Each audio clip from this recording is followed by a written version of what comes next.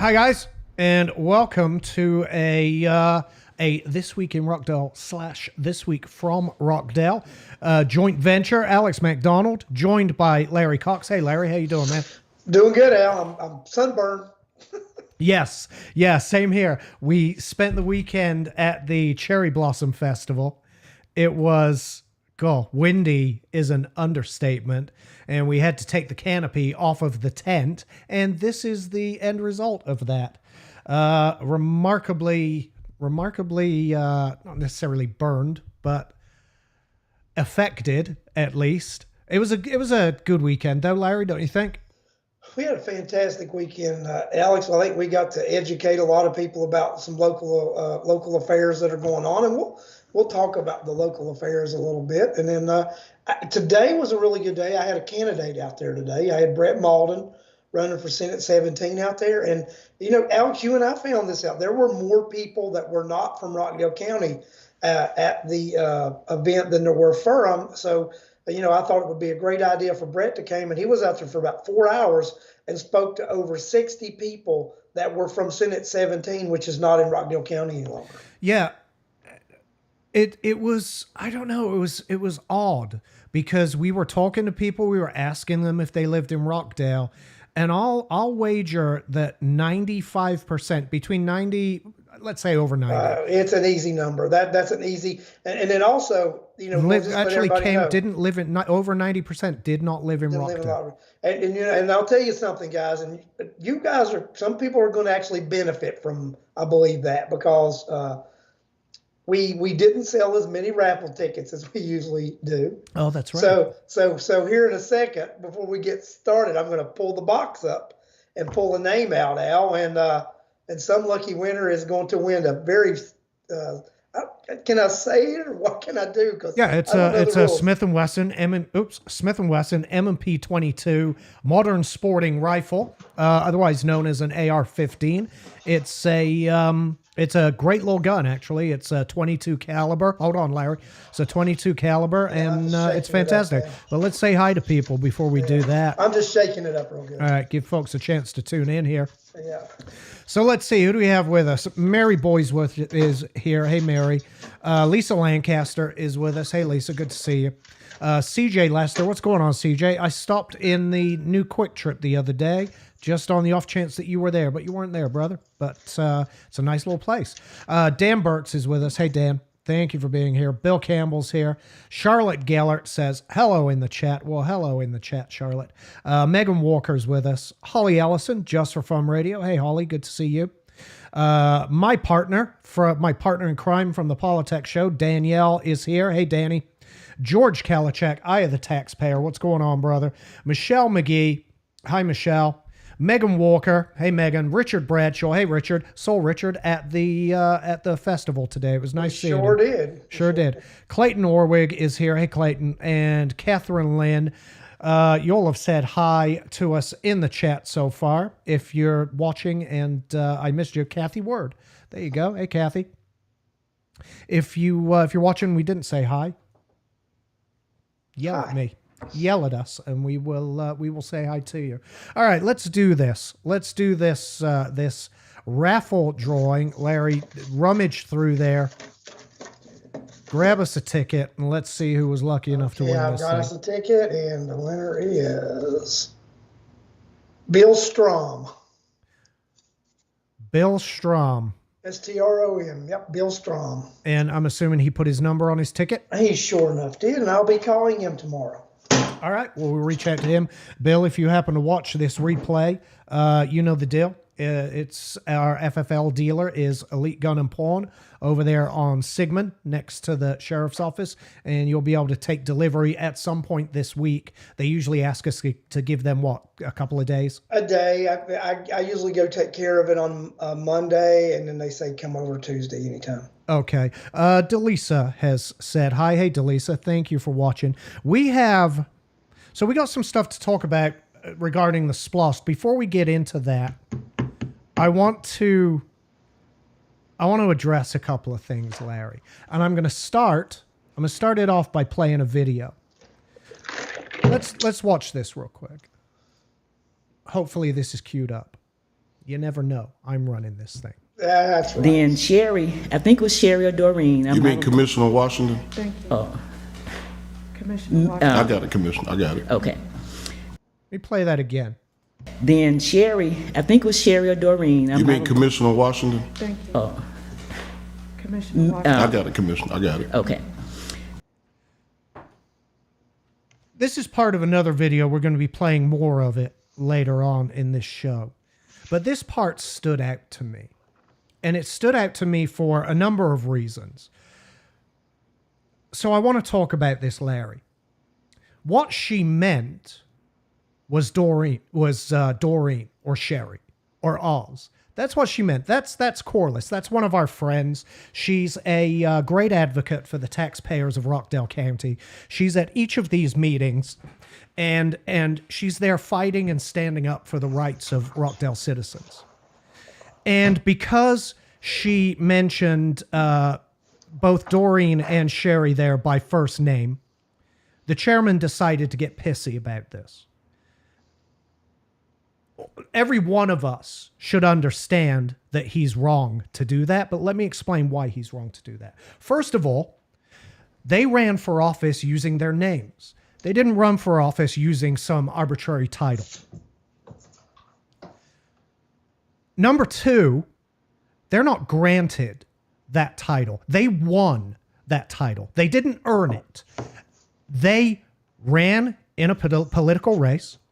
They spent more money than their opponent. Some would say they told more lies than the other people running, and they won the race. They won the contest, and they were given that title. It's not in any way, shape, or form earned by these people. In the United States, we have a Constitution. The very first article of the Bill of Rights is the First Amendment. Guarantees us the right to free speech, correct, Larry? That is correct, Al. There is no compelled speech in the United States. The only people that can compel speech under very limited circumstances are judges. And even then, you're not required. Maybe held in contempt, might be convicted, but you cannot be compelled to say anything. You certainly cannot be compelled to use somebody's fake made-up title to address them. Now, the chairman seems to believe he has the authority to compel a citizen to address them by their title. And Oz, I got to tell you, you need to check yourself. You need to look into the damn law. There is absolutely no law on the books that requires any of us to address you as commissioner or chairman. Now, I do. I'm not doing it tonight to make a point. But I do whenever I talk to one of them, whenever I've met one of them, whenever I email one of them. I use their title. But I'm not obligated to, and I'm certainly not required to by law, and I certainly cannot be compelled to do it. Al, would you not say it's actually more a point of etiquette if you would decide to use that etiquette? That's exactly correct? what it is. It's our choice to use it. It's a matter of etiquette if you choose to follow that etiquette. What Corliss meant there was Sherry, Doreen, or Oz. That's exactly what she meant. And for the chairman to cut her off, for the chairman to try to make an example of her right there and then, shows what a classless douchebag he actually is. Now, they have their rules for these meetings, these public meetings. They have their rules for public comment, but they're not rules, Larry. They're made guidelines. up. They're guidelines. They're Well, arbitrary. You remember my famous, when I said, can we go by the rules? And then I was informed the rules are only the rules when they want them to be the rules. Remember? Right, right.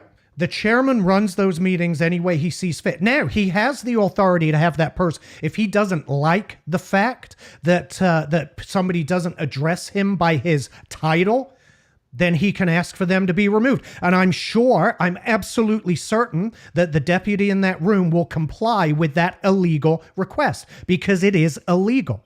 To remove somebody for not addressing you by your title is a violation of their civil rights. But I'm absolutely certain the deputy would comply with that order. Have no doubt about it in my mind whatsoever. These people don't care. We're going to dig into this more this evening. These people don't care about the law. They don't care about following rules unless they're trying to force you to follow some made up bullshit rule. And that's what that is. If you want to go to one of these meetings and you want to address him as former disgraced fired police officer Oz Nesbitt, you get to do that. If you want to go to one of these meetings and address him as convicted wife abuser Oz Nesbitt, you get to do that. If you want to go to one of these meetings and call him former used car salesman Oz Nesbitt, you get to do that, and there's not a damn thing he gets to do about it, and he needs to put his mind in the right place. You can call him foreclosed homeowner. Foreclosed homeowner Oz Nesbitt. You can call him whatever the hell you want, and there's absolutely nothing he can do about it. He can flex his muscles. He can order you out of the meeting. That is his prerogative. He opens himself up, and us up, by the way, to another lawsuit because his bad attitude has cost us a lot of money up until now. And if he keeps up things like this, it's going to cost us even more money. Are we broadcasting on YouTube? I have no idea. You should be on YouTube. I'm not. Okay, mine should be on YouTube. If you paired your channel. Yeah, I did, Bill. So my YouTube channel should be up. Yeah, Larry's should be. Mine not. Mine isn't. And it'll be This Week from Rockdale because that's what it is. This Week from Rockdale. And you can find it under my name or This Week from Rockdale. Right. So let's talk about this. Watch this next one, and then talk about this. Then Sherry. Ms. Corliss Turner. Come on up, Ms. Turner. She's our first speaker for today.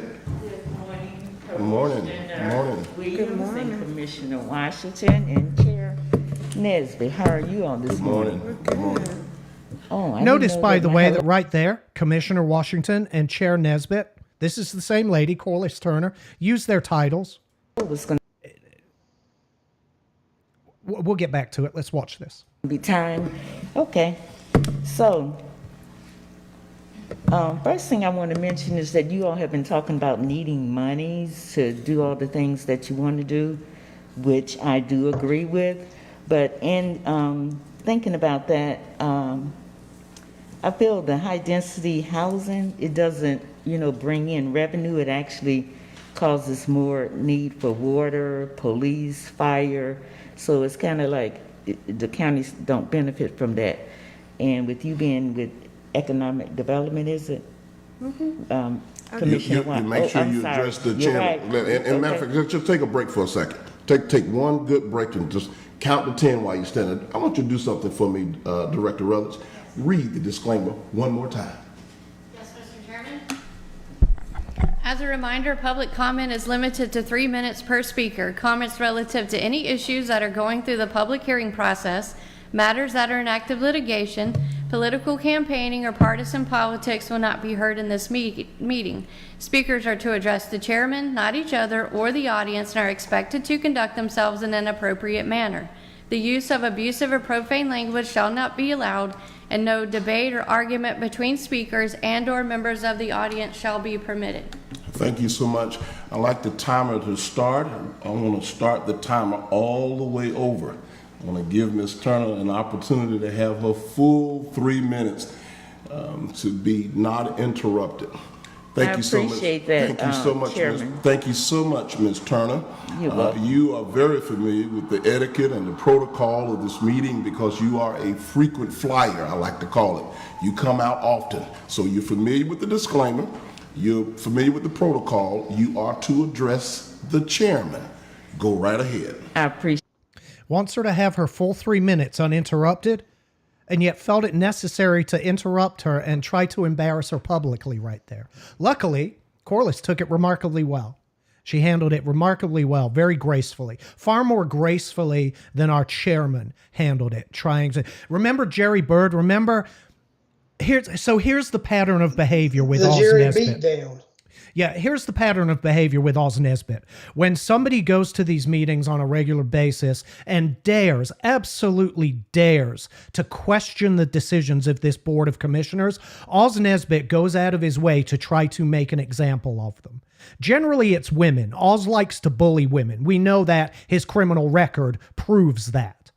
And this is how he behaves at these meetings. Now, he's bullied other people. Look at Director Lopez. What was it? He used both names. I can't remember which name he was using when he finally left the county and sued us because of Oz Nesbitt's abuse of the man. Wasn't a fan of our PR public relations director, but I'm not a fan of anyone being abused and berated and beaten up by their boss, and that's exactly what Oz Nesbitt did to him, and it cost us a bunch of money. Well, this is what he does to citizens when they dare go to question him at meetings. It was absolutely unnecessary for the chairman to stop her there, because how many countless times in the past, Larry, has somebody gone up to that podium and addressed all three of those commissioners? It has happened many a time, and then they will actually engage, have conversations, have like a party up there. It depends on who you are, Alex, and if they consider you pro commission friendly or not. Yes, that's exactly what it is. If you're friendly to the Board of Commissioners, they're going to be friendly to you because these rules are not rules, they're guidelines. That's it. It's a disclaimer. That's all it is. Yeah, they get to enforce it however they choose. And if you're friendly to them, they will let you get away with it. They'll let you do whatever you want up there. But if you dare to question the things that they do, Oz brings down the, he wishes he could bring down the ban hammer, but he brings down his bully hammer effectively and tries to belittle you, tries to make you feel small, and tries to make you feel stupid. The only stupid person at that podium is Oz Nesbitt, because he doesn't understand the authority that's been granted to him. He believes his authority extends far further than it actually does. And he needs to get that attitude in check because he keeps costing us money. You know, I've been thinking, I used to go for several years, I would go quite often. At least a couple times a month I would speak.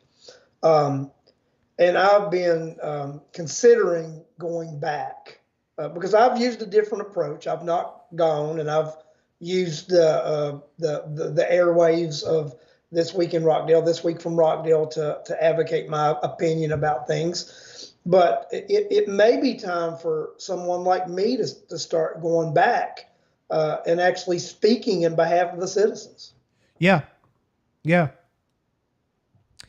I'm not intimidated by the guy. Exactly. And you know, I don't know where he gets off thinking that he can treat people this way, but this is his entire MO. Listen, I don't talk about Oz's past. His past is his past, right?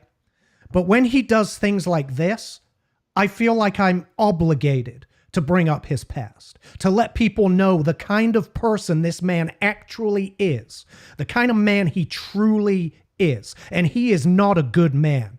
He is a nasty piece of work.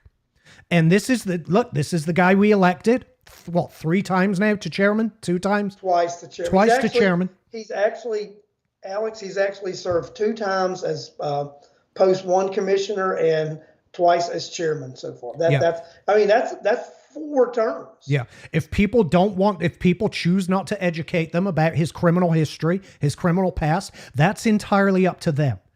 But when you target, when you single out citizens of this county, and you do it simply because you don't like the fact that they come and challenge you, I can't keep quiet any longer. I just can't. I get a bit upset about this because it seems to be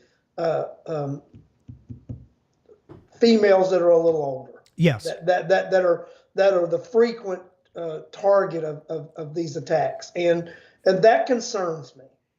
That concerns me that you know, there's an individual who wants to talk about etiquette and respect, And I think we were all taught at very young ages to respect our elders and to, at some point, even give them a little bit of leadway when in certain matters. And he's an individual who gives those, the elderly females apparently no leadway. Do you see that pattern? Oh yeah, it always appears to be older women that he picks on, but it could just be that it's generally older women that go to these meetings to hold them or attempt to hold them accountable for their actions. One more video before we move on to SPLOST stuff. Let's take a look at this one. Again, our chairman at work. Come on, video. On that, but I want to let you know that Clayton County had emergency rental assistance in 2021 and 2022.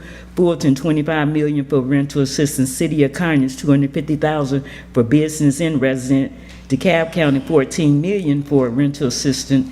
In August of 2021, $729,000. And what my purpose is that not one time have you all thought about the citizens. You did have a COVID incentive that was just recently, maybe last month, and they were giving away $50 gift cards. It was for testing. It did not state whether you had to have symptoms or not, and it was not advertised. I asked Sandra, I believe that's her name, over the senior center. She said that members of the senior center were called. I am not opposed to them doing that, but you didn't advertise it. All of this showing me that residents have never been considered in all of what you all are doing. So, and one more thing, do I have a second? Unfortunately, Ms. Turner. I know you're not going to give me no extra time, time, but I appreciate what you did give me. Okay, let me start here. Thank you for all that you do on behalf of the citizens of Rockdale County. I want to bring a point of clarity because. So what? That's a thank you, Braden, right there. I mean, that's his. That's his. Let's go, Braden. Yeah, that's Ozzy's version of "Let's go, Brandon." Fuck you very much for turning up. I'm gonna do something different this year. I think I'm gonna start right now. Each week, when we have public comment and folks come in and they speak stuff that is incorrect, and this broadcast is publicly broadcast for those citizens who are watching Channel 23, who subscribe to Comcast and Xfinity. For those citizens who watch this broadcast, when they hear any citizen come up and they speak incorrectly, or they speak with information that does not match up with the county in terms of what we've already talked about. To give you an example, I didn't reference 1,000 citizens because guess what? Rockdale County has nearly 95,000 residents. I'm going to stop it there because we got enough to unpack already, but she didn't accuse him of referencing 1,000 citizens. She specifically said there are 93,000 residents of Rockdale County. He's wrong on so many counts here, but here's the thing. He's gonna go into this spiel about misinformation, about people showing up with the wrong information, or to use his own words, information that does not jive with the county's dialogue. And I have a real problem with that. If the only time you're allowed to go to one of these meetings is to agree with what the county have said, then we can kiss transparency and accountability goodbye. But let's talk about what Corliss specifically mentioned there. She mentioned the gift cards, and she mentioned rental assistance. You remember, Larry, when the second round of COVID funds came and the county announced how they were going to disperse it and how they were going to make the community the priority? I remember that. I recall it very well. Their idea of making the community a priority was 1/3 of that money to the community, 2/3 of the money to government, correct? Correct. Now, we don't know where the money went. Our finance director doesn't even know where the money went. He was asked about it at this meeting he had. Miss Turner was in that meeting. She was one of the people there. They asked him specifically. He said, I don't know yet. He's working on it. Had no idea. But let's talk about rental assistance. The county, of that 1/3 that they graciously bestowed upon the Rockdale taxpayers, of the 1/3 that they decided, we'll give up as the crown, as government, government. We'll let the citizens have some of this. Part of that was supposed to go to rent relief. They didn't do it. They ended up not doing it because the state did it instead. Yeah, they referred them back to the state. They referred them back to the state. After announcing that they were going to give rental relief to renters in Rockdale during the pandemic, they passed the buck onto the county. Let's talk about, so Corliss Turner was absolutely right about that. There was no misinformation whatsoever from Miss Turner right there. The second thing were the gift cards, the COVID vaccination gift cards, which were advertised, and people were told, if you show up to get a vaccine on these particular days, we will give you a gift card. We submitted an Open Records Request Act, an ORA request for those, and it turns out that the vast majority of those gift cards were given to county employees. Not only that, not only were the vast majority given to county employees, they came back at a later date and gave those gift cards to employees who had previously been vaccinated. They didn't have to show up on the day like us, the proletariat. They were handed those gift cards if they showed prior proof of vaccination. That was never, ever offered to the taxpayers, the voters, and the citizens of Rockdale County. That was only offered to county employees. So when Miss Turner goes up there and says, it appears like you only care about county employees, she's not only 100% right, Oz, she is 1,000% right. You only care about county employees, and that's fine. That's fine. If that's the position you take, I'm okay with that. But don't then go into a public meeting and once again, after Corliss Turner comes up there and speaks, once again, try to convince people that what she said to you isn't true when it was absolutely 100% true. The man is misinformation. We're going to get to it. But there is so much misinformation that comes from this Board of Commissioners in these meetings, it's not even funny. The biggest source of misinformation, dare I say lies, in this county is that Board of Commissioners at their public meetings. He lied. He just sat there and lied to you about the rental relief. He just sat there and lied to you about the gift cards. The two issues that she brought up, she was absolutely 100% correct. And he sat there and once again lied to the citizens of this county. Alex, do you remember a year or so ago, I was at one of the meetings and he accused me of saying things in a manner that people think that what I say may be true? Right. Yeah. Well, because they work. Because they're true. Yeah. Because they're true. And he knows, see, he gets the last word, right? At these public meetings, you get your 3 minutes, and then he gets to sit there at the podium and he gets to follow after you, and he gets the last word. And again, that's fine. But you know what? You know who's going to have the last word on this one? Us. Us right here on this show. The people that watch this. The people that learn what a nasty piece of work this man is. They're going to get the last word at the end of the day. And hopefully people will educate themselves on the actual character of Chairman Oz Nesbitt. Because the guy is just, he's a nasty, nasty, bully, piece of work thug is what he is. Anyway, I'm done with all that. Let's talk about the other nonsense that he's been up to recently. Well, you know, and this ties in with what he said also about Channel 23 and the broadcast and broadcasting the truth and no misinformation, correct? Mm-hmm. I mean, that's what he said, right? Right.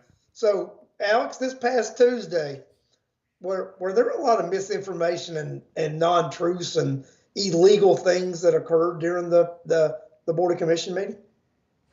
Yes, there absolutely were. And guess what? Just like he said, the video is a record of it. We have the video.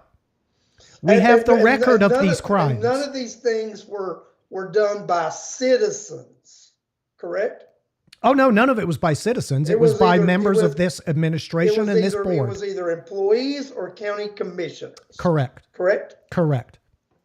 Should we should we place the Sue Sanders video first and then dig into it? Yeah, play the beautiful bean footage, yeah. All right, here we go. Let's listen to, I don't know who she is now, but was Parks and Rec's director. It's something else now. Director of General Services. I believe. Director of General And I think Services. somebody in the chat can correct me, Bill or somebody. I think that's what it is now. Director of General. I think Charlotte may have sent me something saying that's what it was the other day. Okay, Director of General Services, Sue Sanders. Let's listen to this gem.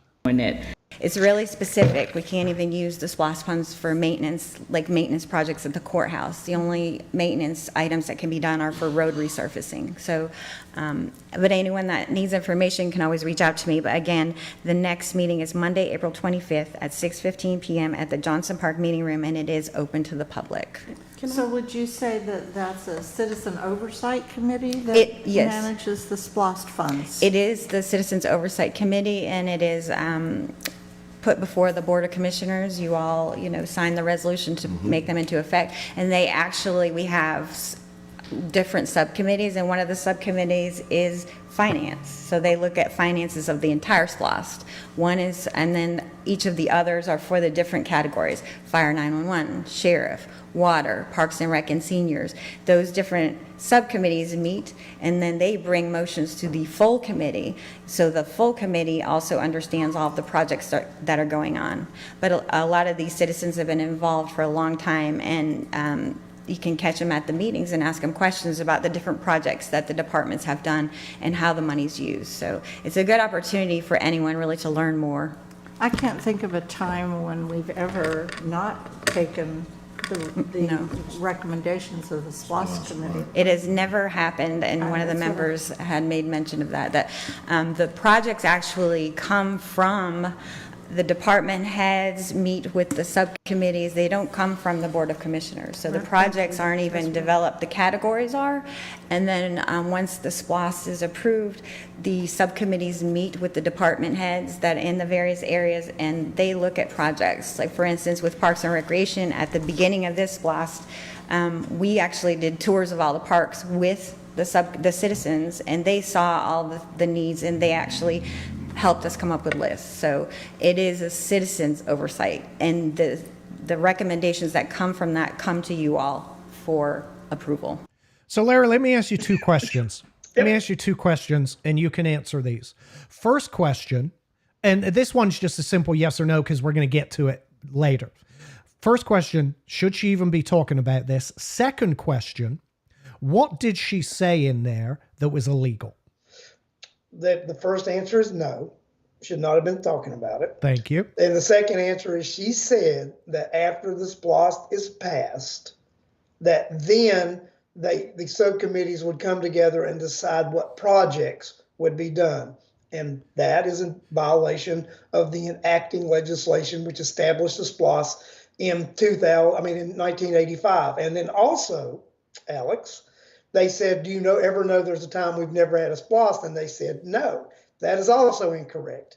In 2002, a group of citizens in Rockdale County defeated the SPLOST, and we actually spoke with former Chairman Wheeler yesterday, Right. and he said, yeah, they defeated my SPLOST in 2002 because we didn't word it correctly, and they didn't like it, so they beat it. That's what he said. Yeah. Well, there was a challenge to it because of the wording. Yeah. But here's the thing: this SPLOST has been introduced in violation of the enacting legislation. It's supposed to list projects, specific projects, and it doesn't. It lists categories. Now they think they will get away with listing categories, but do you believe that will withstand a legal challenge?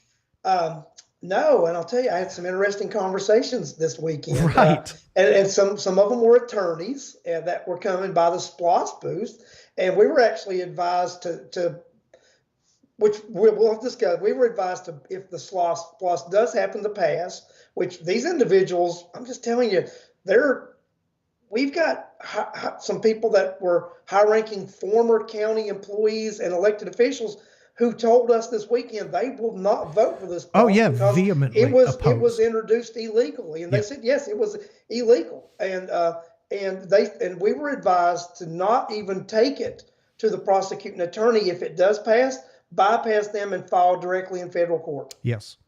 Yeah.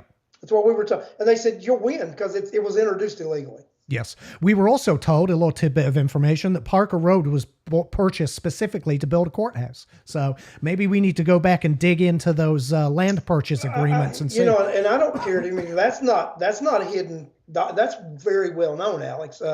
Chairman Wheeler purchased Parker Road specifically to build a courthouse, and I think William Campbell has even discussed that with me in detail about it, because I think he was around and involved at the time that occurred, and said that that was the specific reason for the purchase of that land, was for the future building of a courthouse for Rockdale County. Yeah.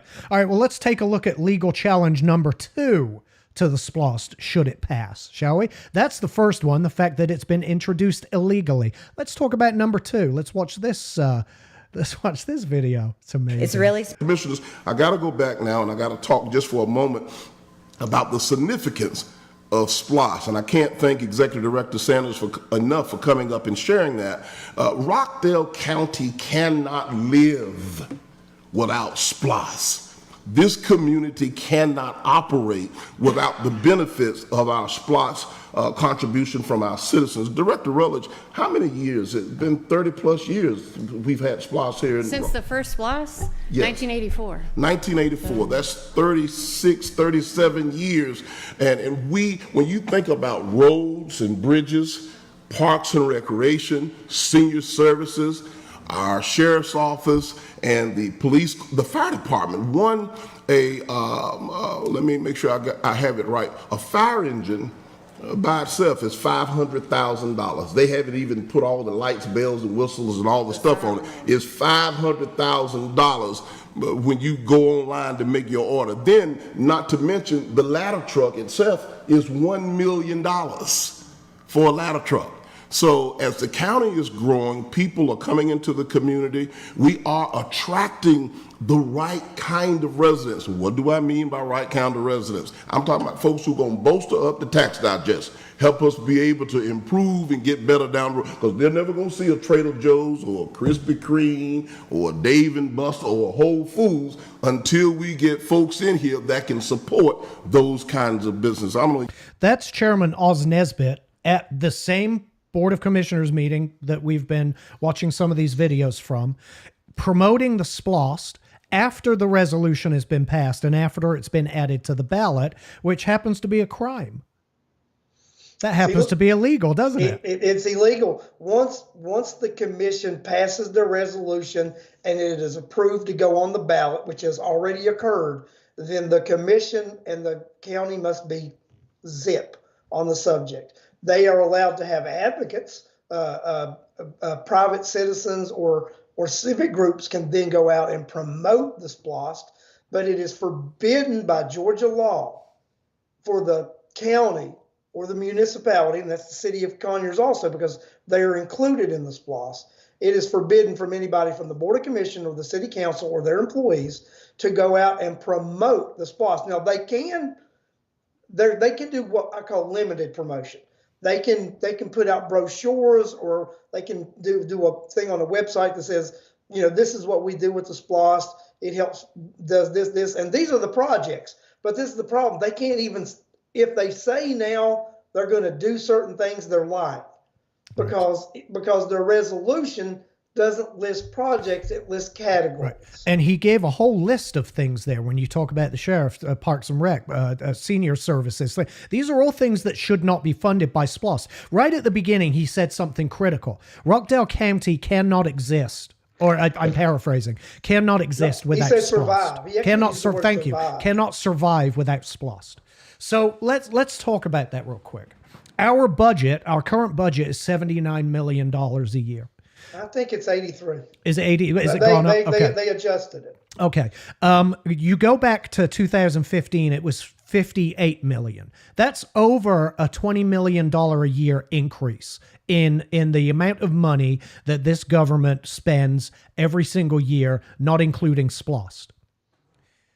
A $20 million a year increase. And Oz Nesbitt is sat there telling us that we are still dependent on SPLOST to survive. That's not how this works. The SPLOST is voluntary. And It's SPLOST voted. is it's not a supplement. And Exactly. It's illegal to be a supplement. So if he makes the statement that we can't survive without it, then he's admitting they supplement the budget with SPLOST, which is illegal. Precisely. And this is what we've been saying all along in our opposition to this SPLOST. We're not anti-SPLOST. We want the SPLOST to be used the correct way. And using it as a budget subsidy is not the correct way. And that is Oz Nesbitt's admission right there, that the county use it as a budget subsidy instead of what it was intended for, which are special projects.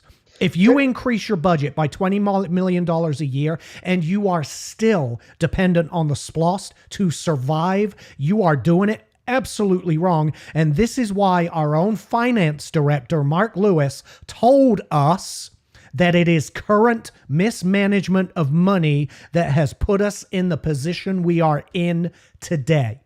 We are dying because these three commissioners mismanage our money, and that is out of the horse's mouth, our finance director. And I'm going to tell you, I'm not going to relay who my source was about this, but I do know that the chairman was asked at the beginning of the week why they would not be able to use SPLOST funds to build the courthouse. And he said, because we supplement our budget and do maintenance out of the SPLOST. And what were two of the things that Sue Sanders said they weren't allowed to do? We're not allowed to supplement the budget and maintenance. And this is another question I asked. They've got 19 point something million dollars budgeted to do what I consider maintenance projects at the courthouse. Those are not capital improvements. They're talking about doing maintenance, what should have been routine maintenance that they let go for years is what they're doing at the court. That building, what they're planning on doing is doing maintenance projects, Al,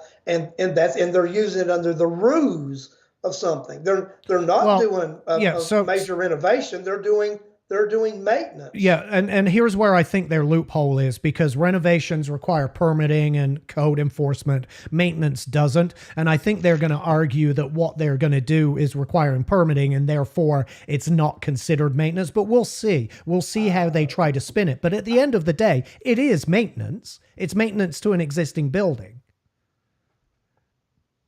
At the end of the day, that's exactly what it is, and SPLOST funds should not be used for that. If we built the courthouse, if we used my land plan, if we used the plan, one of the plans that the courthouse committee came up with, and if we utilized Parker Road, we could build a courthouse using the SPLOST for technically less than 30 million, but let's be nice and say 40 million. That would still leave $60 million for other special projects. If the fire department needs a fire truck, you have a budget. You're given a budget every year. Use it the correct way. And maybe don't go to every minor fender bender with a fire truck. Maybe don't do that. Then you could cut back on the number of staff as well. We respond to actual fires about 4 a year. Small stuff, there's quite a lot of small stuff that goes on, smaller, but big fires, we respond to about 4 a year. I mean, that's the very nature of the fire department. That's their actual job. The rest of the stuff they do is going to car wrecks and things like that. Well, if you quit doing that, your fire trucks are going to last longer. Yeah, I want to bring up another comment that Director Sanders said. She said that all the projects come from the recommendation of the department heads. First of all, I want to make this comment. All the department heads work for the commission and answer directly to the chair. And I think if anybody looks at the history of Rockdale County under this chair and his two administrations, if you don't agree with what the chair says, you don't hold those director positions very long.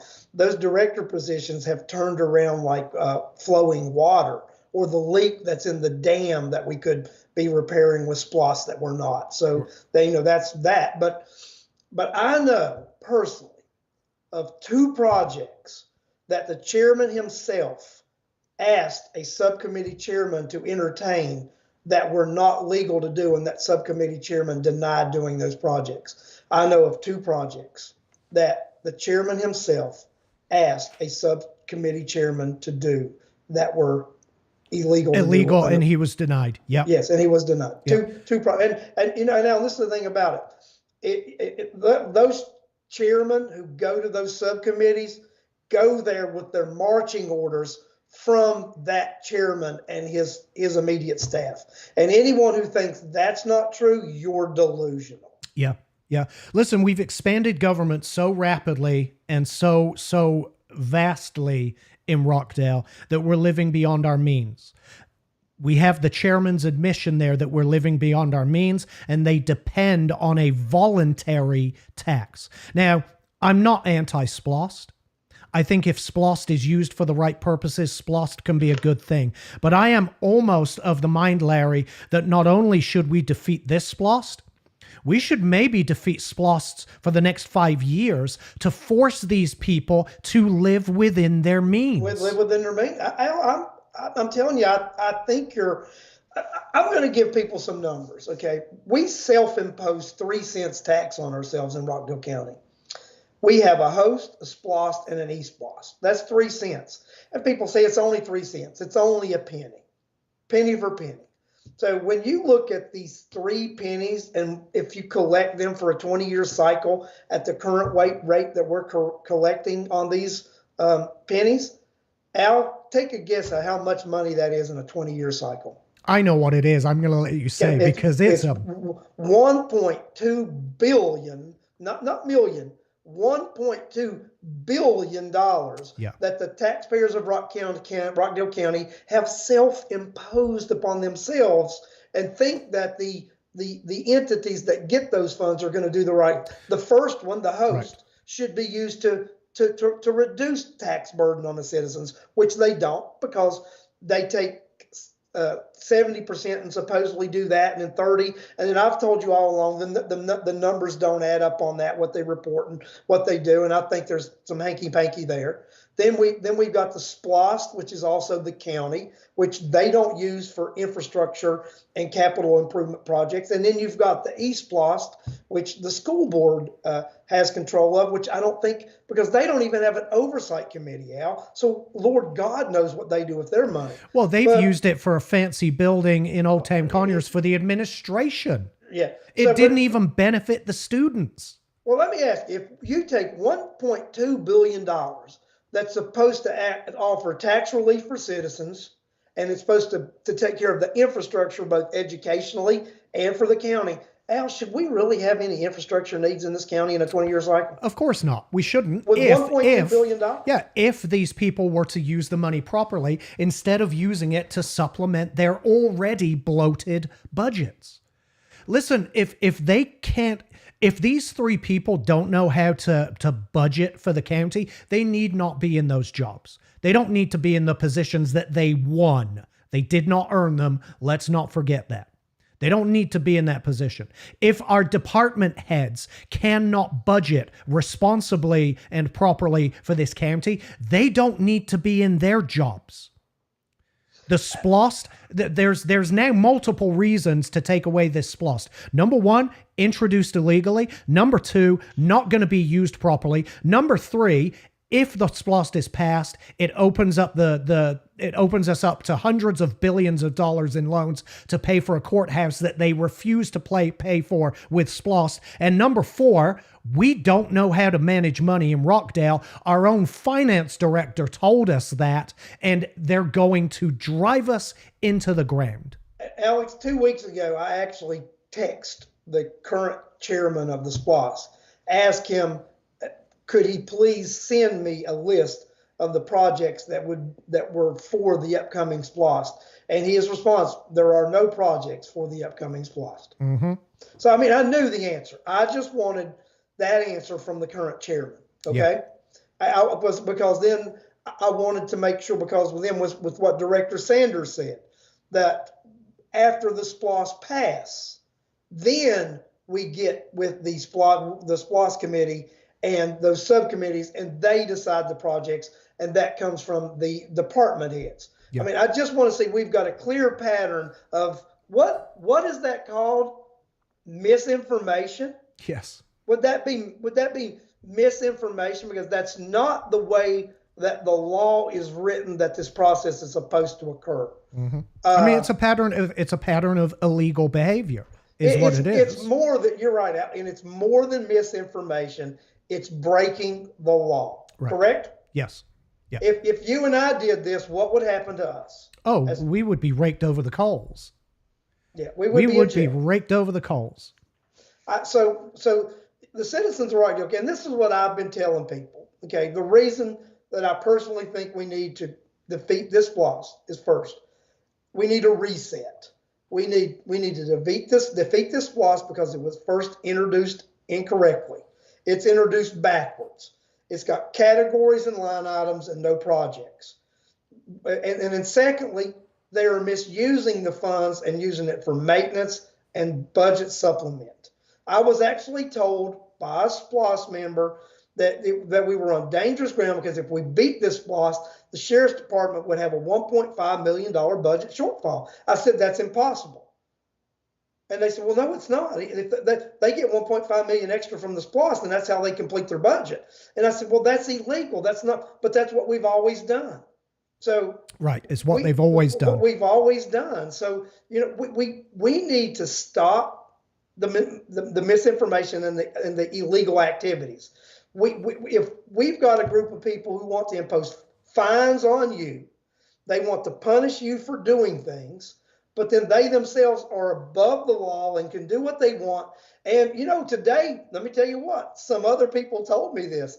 They've had dealings with this county attorney, and this county attorney acknowledging them that they might be breaking the law about some things, but you got to sue us to make us abide the law. You have to sue. That's ridiculous. Al, we're breaking the law. We know we're breaking the law, but you're going to have to sue us to make us do right. Right. That's ridiculous, right. Is it not? It is ridiculous, but people may be gearing up to sue. Taxpayers can do something different here too. We can say, no, we're taking our penny back. Not certain when we'll give it to you again. And then and voters, you guys can send a message this time too. I'm not going to take with me being the positions that I hold, I am not able to take a side in this Democrat primary. And now you're well aware of that. Yes. So, but I do recommend that you Democrats take a long, hard look at who's representing you, and change might not be a bad thing right now. That's my opinion. What do you think, Al? I think change is absolutely necessary. We've got 3 people that can't manage budgets. We have a bunch, not only change at the top, apparently we need change all the way down through the chain. They cannot manage budgets. If you are dependent on the SPLOST, a voluntary tax to pad your budget, you're, number one, you're breaking the law, and number 2, you're mismanaging our money. You're right. There needs to be a reset. They need to take a step back. They need to live within their means. And that doesn't mean trying to bloat the rest of your budget from other areas. That means making the cuts you should have made initially to actually exist within your means. And one thing too, I just want to say, I'm not going to let the city off the hook for this either, Al. They went along with this shenanigans and allowed that language to be on the SPLOST because they're a part of this resolution and this ballot question. Yep. The city went along with the nonsense and put that same illegal language for their portion too. Yep. And we spoke with the former city employee, high-ranking person today, who told us, that there's all kinds of shenanigans that goes on in the city. They just get by with it and cover it up better. Right. So guys, something that I'm looking at in the future is this. I think Rockdale County needs to look at the type of government we have. I think we've grown so much on the outskirts that the outer portion of Rockdale is much larger than the city now. And I think that the city no longer deserves the right to drive the economy and what goes on in Rockdale County. I think it's time for a unified government in Rockdale County, and that's something that I'll talk about at a later date. But I just wanted to throw it out there to people. I think the time has come, and it's a conversation in the next couple of years. I think we need to start having. I'm annoyed, Larry, when I see the things this chairman does, when I hear the things this chairman says, when I see the way he treats people, and I hear the lies that he tells people, it annoys me. And someone has to hold these people accountable. Somebody has to be transparent with the citizens of Rockdale County. I know we open ourselves up to backlash, right? We're going after the SPLOST right now.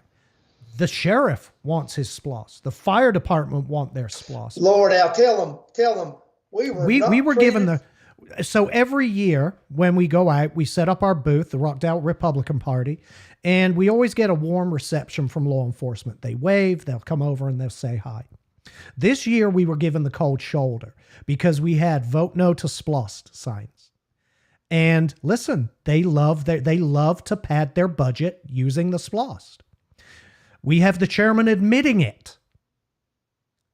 And because we now pose a threat to that SPLOST, we pose a threat to them. That's how they view it. And we're really opening ourselves up to backlash here, to pushback or some kind of retaliation or retribution. But it's worth it for the citizens of Rockdale, for the taxpayers of Rockdale, who are going to pay the price if this Board of Commissioners is allowed to do what they want to do.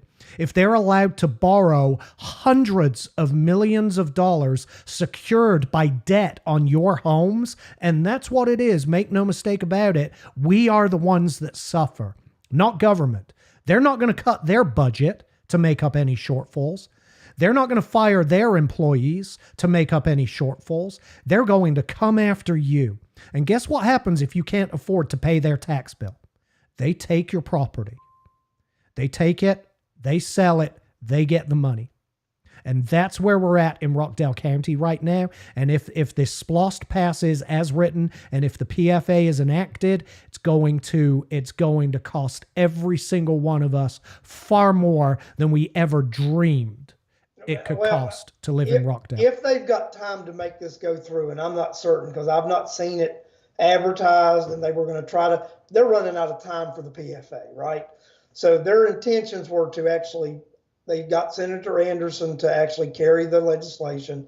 She was going to introduce it as a ballot referendum to be on the ballot in November. Alex, you know what? I like those odds. So do I, but it's important to remember there's next year, there's the year after, there's the year after. If we pass this SPLOST and we lock it up, because that's it. If we pass it, it's locked up for 5 years. Yep, 6 years. It's locked up for 6 years. That gives them 6 years to reintroduce the PFA and eventually get it passed, and the SPLOST will be off the table for 6 years. If we defeat this, I think it forces them to come to the negotiating table. So do I. It really does. So do I. And this is how you guys can help. I don't think we've got the information on the Rockdale voter yet, but we will be putting a link on there that you can ask for a yard sign. Okay. So the rockdalevoter.com, we will be putting a link, and we'll try to get that up tomorrow. So we'll be putting a link that you can go and ask for a yard sign on the rockdalevoter.com. So when you ask for that yard sign, we'll get you a yard sign. We are also going to ask for volunteers at some point to go door knocking to actually hand out our flyers that we've got made. So we got some really good door knockers that have some information, and they've got the website on it, and we thank Alex for designing those for us, and they look really nice. So we've got that information we're going to do. And then guys, this is a full-fledged campaign because no is a candidate. No is our candidate, and we're running a campaign, and we're doing this because we care about the taxpayers of Rockdale County and what's going on. This coming Tuesday on I-20, right in the middle of Conyers, there'll be a billboard that will be coming up that'll be saying "Stop the abuse," SPLOST, stop the abuse, vote no. We've got some large signs out in the community now that say that. And people actually were coming up to me today, Alex. They had saw those signs and they wanted to know what all that was about. And they came up and asked questions and got brochures. Right. So this is not just me and Alex and a few people that are doing this. There's a lot of people in this community. And just this weekend with the people that have spoken with us, that some of them were former county employees, elected officials in this county who actually believe in this effort and told us to keep doing what we're doing because you're right. Keep doing what you're doing because you're right. Right. And you need to pick up the mantle, the citizens of Rockdale County, and work with us to defeat this SPLOST. Together we can accomplish it. Mm-hmm. I firmly believe that. Yeah. Listen, it's I don't know the risks, the level. Let me put it this way: there's currently a citizen in Rockdale County that's being charged. It's a citizen that provides or tries to hold government accountable, right? Mm-hmm. He's currently being charged with making terroristic threats for having the audacity to question government. And it's a whole legal quagmire. And I have no doubt that this government's going to try to find a way, because we're talking a lot of money here. We're talking a lot of money to be taken away from them, to force them to take a step back and do things properly. And I have absolutely no doubt that people will go to desperate lengths in order to protect that money. And when they realize the support that we're building behind this movement to defeat this SPLOST, I have no doubt that they're going to try to find ways to shut us down. Alex, I think they're very much aware now of the strong momentum that's behind this. Yep. What I found is people want a reason to vote no for a tax increase. Right. But they want it to be a real reason. Yes. And not just a vindictive, because this is not vindictive.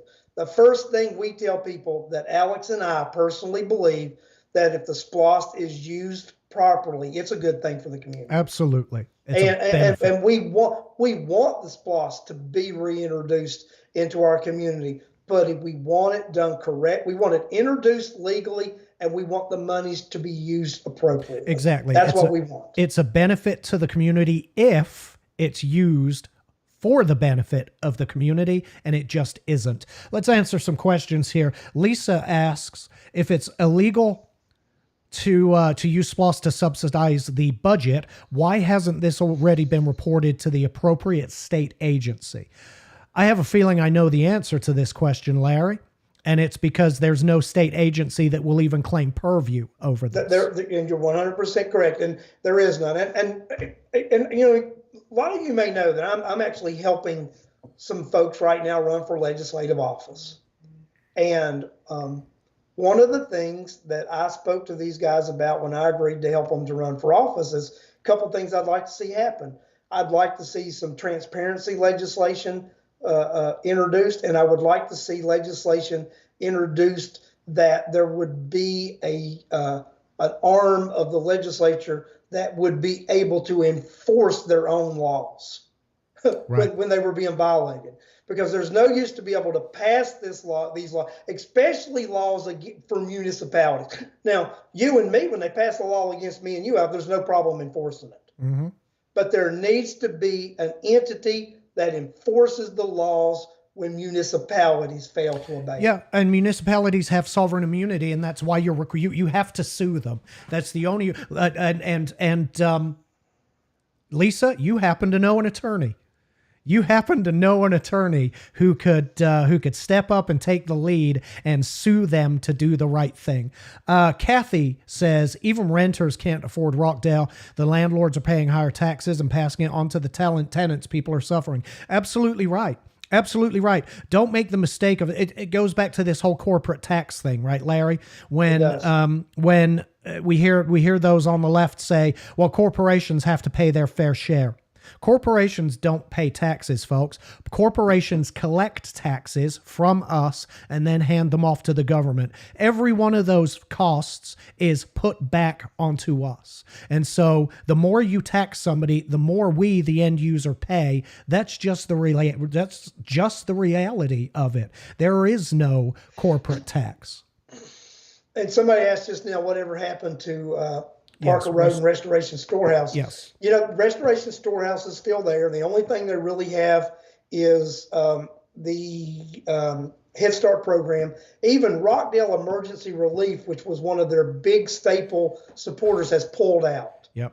So they're not even involved in that fiasco anymore. And, you know, we were talking to somebody who was a lawyer today, and he said that in his definition, it was illegal for the housing authority to get into business with a church, a religious nonprofit that started Restoration Storehouse. He said he thinks it was a violation of the law, and that it should have been challenged as a violation, and they should not have ever been allowed to enter into that agreement. And that's actually from a former prosecutor. Right.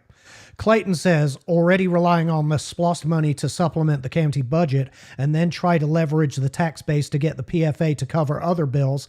It's similar to somebody living on multiple new credit cards. It really is. You're borrowing from Peter. And not only that, it goes further than that. The PFA resolution, or the legislation that was submitted, gave them the authority to actually take money from the SPLOST to fund the PFA. And when the county came out and said, or not the county, but when people associated with the county got mad at us for taking the PFA and the SPLOST and combining them as one. They said it wasn't fair. They said it's not fair. They're two separate things. It wasn't us that combined them as one. It was the county. Their own legislation linked the two together and told us that they can take money from the SPLOST to fund the PFA. They did it themselves. The two are inextricably linked together, and they both need to die together. Brian Tinsley, where's the missing and unaccounted for $12 million from Rockdale's? So let's talk about this. We had a conversation about this weekend as well, Larry, because somebody else asked. So it was $20 million. It was former director Rosalind Miller. I had these. I have them in a folder here somewhere. It was former director Rosalind Miller sent me some numbers in response to an Open Records Act request. And it was fund balance over the course of a number of years. And it showed a fund balance of something around $43 million for 1 year. And the next year it showed a fund balance of around $23 million for the next year, which immediately raised the question, where's the $20 million? Now, Larry, you and I know that $20 million didn't actually exist in fund balance to begin with. Here it is. Let me, I will correct the numbers, but let me drag this in. It was close. Let me drag this in. This was in response to the Open Records Act request. Let me hide, I don't know what that is. That is a PDF that's in there. We'll ignore that for now. In 2018, fund cash reserve $43,244,000. In 2019, $23,473,000. I went through the budget for those years and I could find absolutely no accounting for those $20 million. And so we asked the question, Oz, where's our $20 million? Which is still a valid question because there's still no accounting that we've been provided for where that $20 million went, but it was spent on something. Well, but they don't want to admit the truth that we don't actually have a savings account, Alex. Correct. They want us to believe we have a cash. They call it cash reserve, right? The Open Records Act request asked what do we call it, Larry?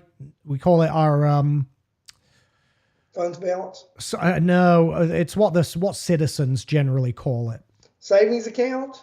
Policy, let's use savings account. How much do we have in savings? And they've always referred to this fund Oh, the balance. reserve. They call it the reserve. They call it reserve fund. Thank you, the reserve fund. And they're calling this in this document here cash reserves. It's not actually a reserve fund. It's not money that's put aside for a rainy day. It's simply the ending balance of their account at the end of business on that particular day. We don't have a reserve fund in Rockdale. We don't have a rainy day fund. We just don't. We don't have anything, that's, let's say, being held in escrow somewhere for us to dip into if we need to. It doesn't exist. Alex, even in the SPLOST legislation, it says that the SPLOST funding should be kept in a separate account. Okay. Right. And RWR's funds because it's an enterprise fund that states that these should be kept in a separate account.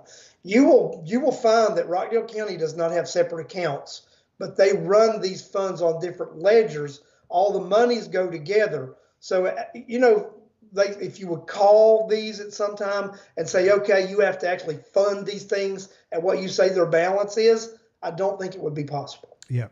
These were the questions I tried to exchange. We didn't get any response to this, obviously, but it was based on the numbers they gave us.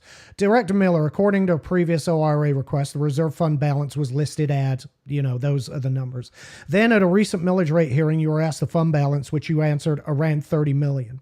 Also, according to budget information received in an Open Records Act request, since 2016, we've pulled from the reserve once in 2017 for $1,523,116. As you can see, none of the numbers add up.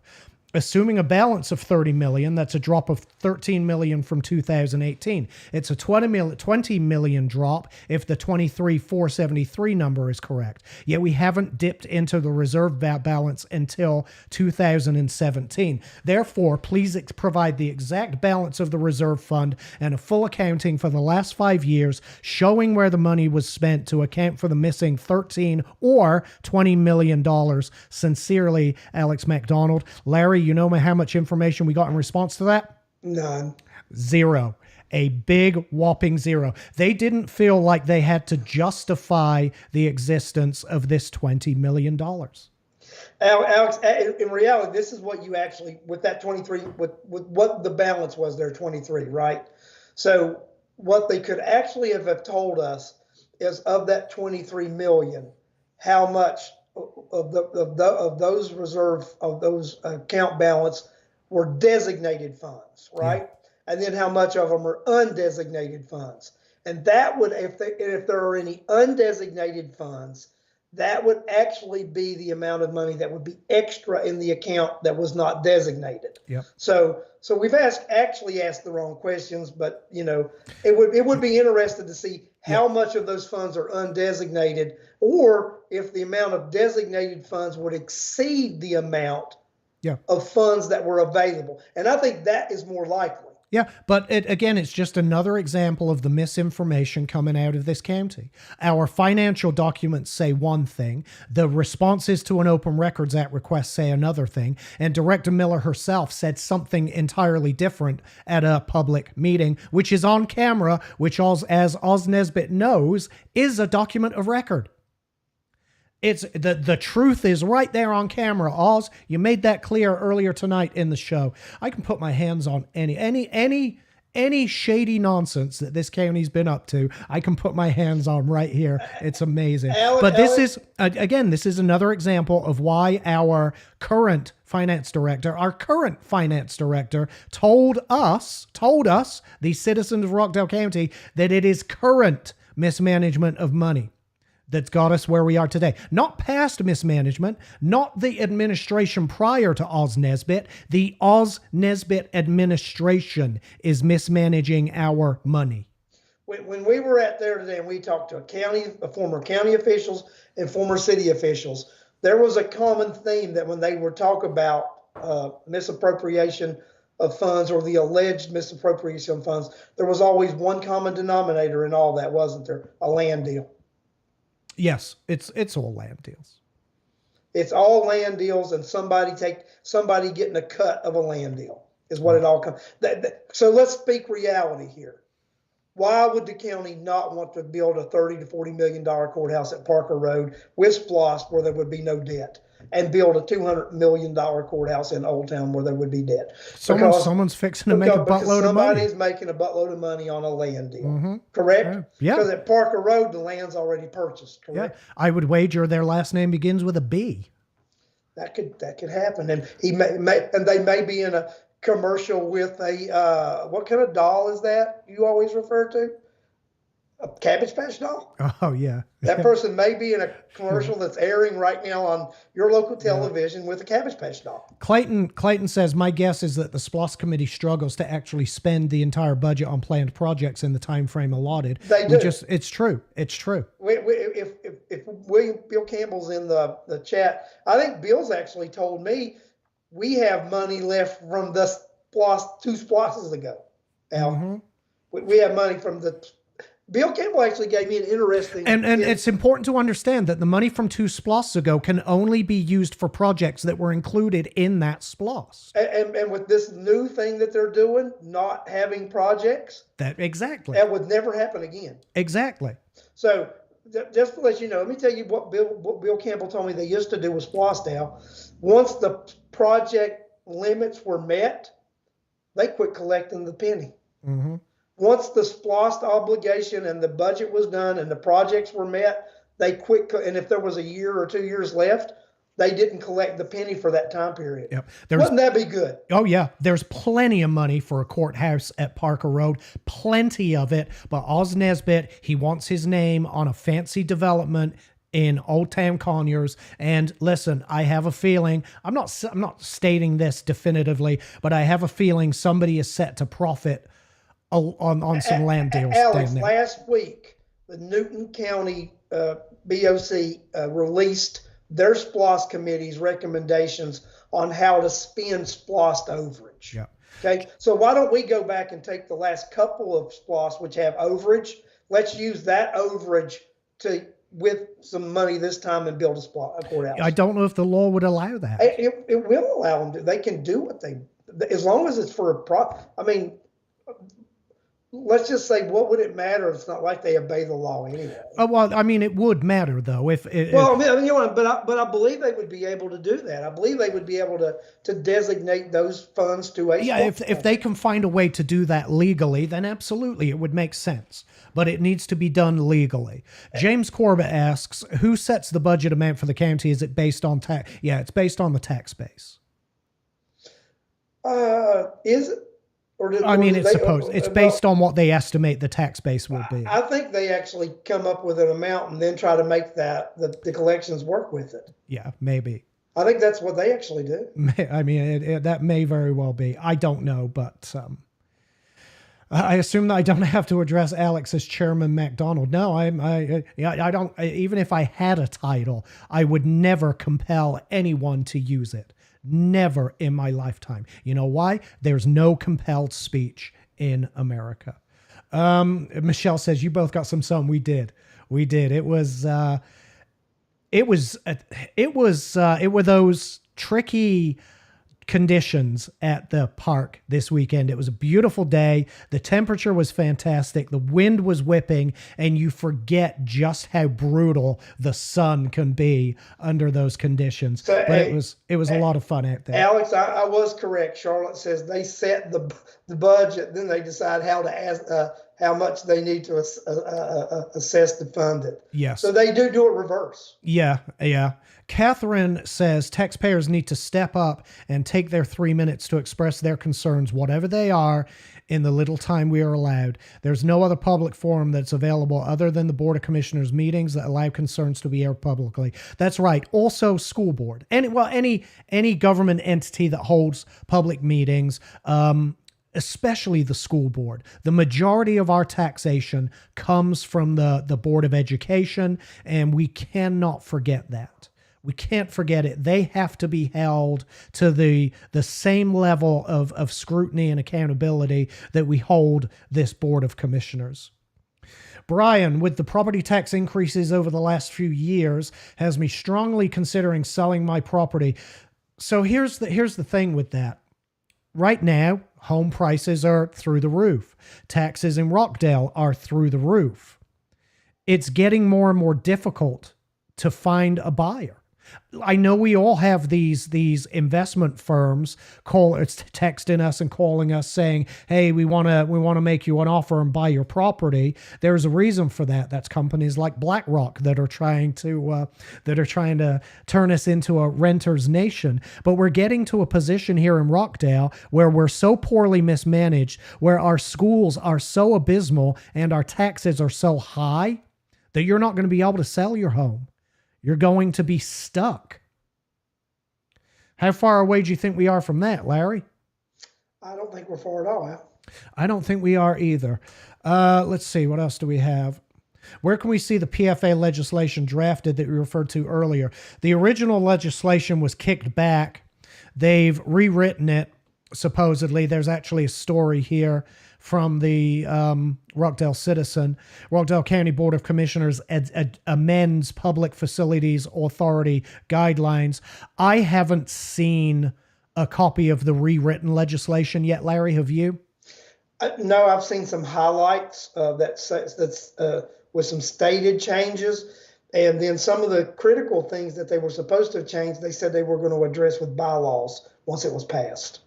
That's right. Mike Terry says, that's right. The conversation, it was Mike Terry who was at the festival who asked about the missing money. That's why we had the conversation earlier this weekend. People are interested, man. I'm interested. I would still love a response to my Open Records Act request showing us, detailing where the 20 million shortfall. You didn't even get There Are No Records, Al. You didn't even get that one. Yeah, no, we got absolutely nothing from them whatsoever. Dan Burks, we need a county-wide audit.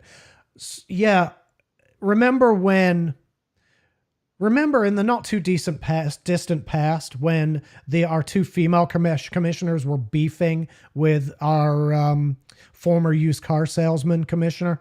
Mm-hmm. And they sat on that podium, and I think it was Commissioner Williams, that said we need a audit. She was running for re-election, if I'm not mistaken.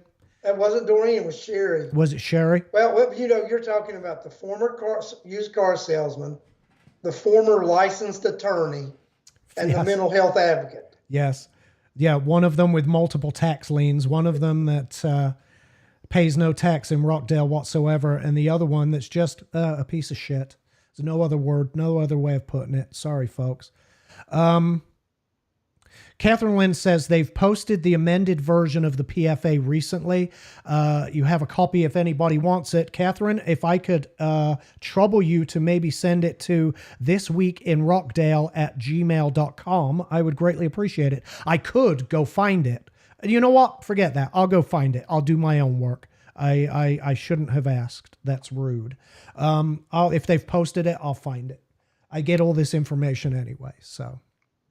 That's it, Larry. We've run out of comments, we've run out of stories, and we've taken gone way over our allotted time. Al, we've taken a little bit of liberty with time, but you know what? I think people stuck with us tonight because they wanted to hear about a lot of this, and you know what? I think they just deserve to hear this. We also heard this today. We heard people and long-term members of the community saying they missed the day when there was actually a news media in Rockdale County. And we had former elected officials and county officials tell us that they don't watch our show live. They don't watch us live, but they do go watch the rerun because they're afraid they'll be identified. Well, they know their name will pop up. So-and-so is watching with you. Yeah. So they go and watch the reruns because they actually, they do use these feeds as what's going on locally, and that matters. So, so what we do does matter to folks because if they've told us if they didn't have this type of show, they wouldn't be aware of the SPLOST, the PFA, and other things that are going on in Rockdale. Yeah. And here's the thing, Larry, you've picked up the mantle. You're doing your weekly show on This Week from Rockdale. I'll come on occasionally when there's a big issue on This Week from Rockdale or This Week in Rockdale. Sorry, even I get the two confused at this point. But here's the thing. neither Larry or I do this for us. We don't make anything off of this. We don't get money out of this. We don't get, we're not rich and famous because of this. I do this because it's information that citizens of Rockdale, both Republican and Democrat, have to have. Because all of us pay the bills. It's not just Republicans that pay taxes. It's not just Democrats that pay taxes. It's not one side or the other on the hook for the hundreds of millions of dollars that this Board of Commissioners want to borrow. It's everybody. And everybody deserves to hear this information. You can make up your own minds what you do with this information. And if you want to continue electing the same people to the Board of Commissioners over and over, the same people who have shown their absolute disdain for the public and their complete willingness to violate the law, that's up to you. You get to do that. You get to cast your vote in private on Election Day. But I hope that people would take this information and at least consider thinking about somebody else. And the SPLOST, you're the citizens of Rockdale County. We are going to do our best to educate the citizens the next 2 months. We're going to do our best to make sure you have accurate information, not misleading information, because the Rockdale voter group is where you're going to get the accurate information. You are not going to get the accurate information from the Rockdale County Board of Commission. You are not going to get the accurate information from the SPLOST Oversight Committee. That's just the facts, folks. You're not. Everything we say, we can back up with either statute, with video evidence, or Open Records Act request evidence that we get from the county. Everything. We have court cases, Supreme Court cases about SPLOSTs that support what we say. We have legal challenges available to us to challenge this should it pass. But believe me, if it passes the way it's written, we are going to regret it. We're going to regret it. That's it, bud.